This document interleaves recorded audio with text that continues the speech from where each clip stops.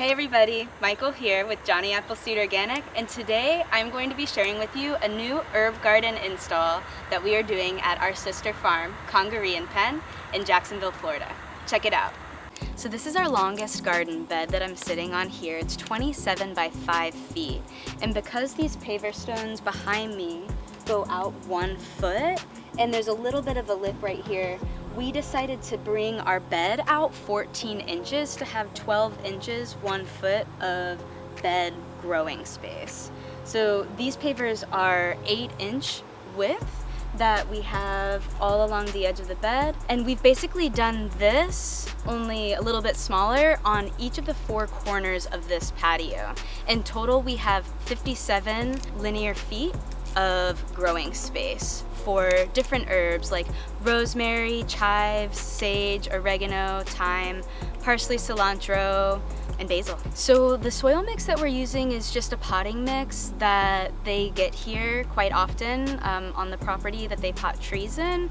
It's just what we had on hand. It looks like it has a lot of pine bark in it. There's some coarse sand, a little bit of vermiculite, and that seems to be it. I mean, when we dug it up, it was composting. I mean, it was steaming from the heat that was being built up from the decomposition process. So it's seems to be pretty good stuff. I look forward to seeing how things grow in it.